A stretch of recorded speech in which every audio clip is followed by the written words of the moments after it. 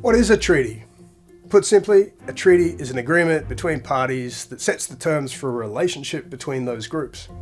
For example, in 1840, the colonial government of New Zealand and a number of Maori representatives signed the Treaty of Waitangi, which set the terms for British sovereignty and supposedly guaranteed Maori rights to their land and culture. This treaty is between the First Peoples of Victoria and the state government. I commend the bill to the House.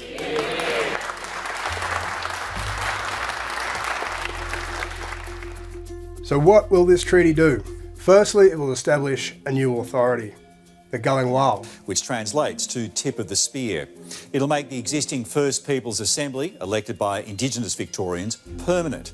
The Gulling-Wau is a democratically elected rep body, and all state government departments will have to consult in a meaningful way with the Gulling-Wau whenever it makes laws or policies that directly affect First Nations people.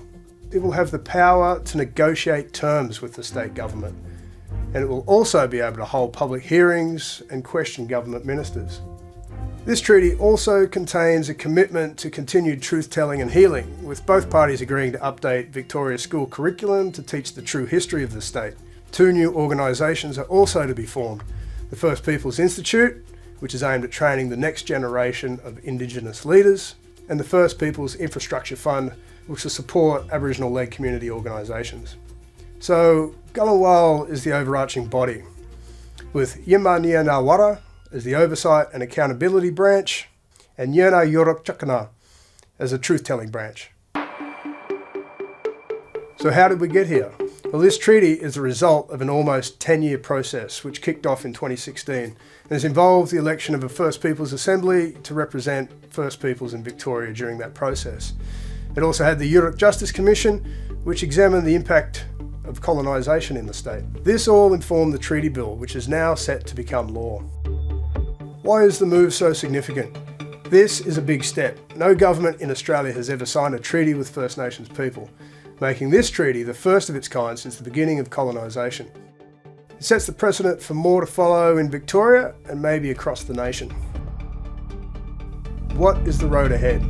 With the legislation now written and introduced into Parliament, it will need to be debated, passed and then signed into law, a process that could take a few weeks. Once that happens though, work will begin to establish these new bodies and processes. A treaty ceremony commemorating the historic occasion will also take place later this year.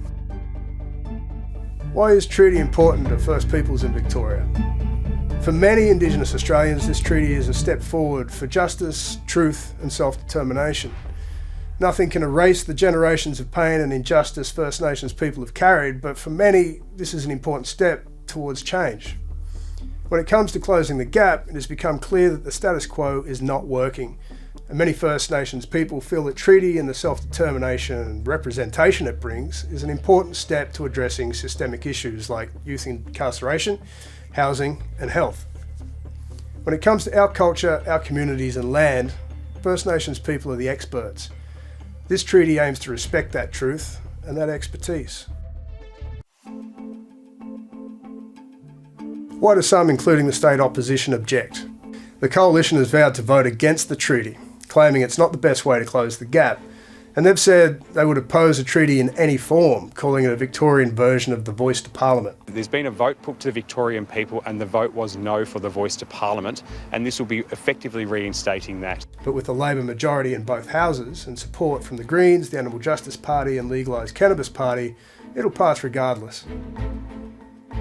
So how is the treaty different to the voice to Parliament? The voice was federal and would have been enshrined in the Constitution, which required the referendum.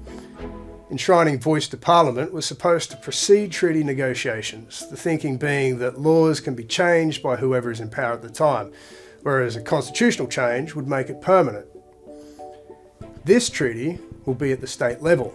It can be signed into law with the agreement of the state government and the First Peoples representatives.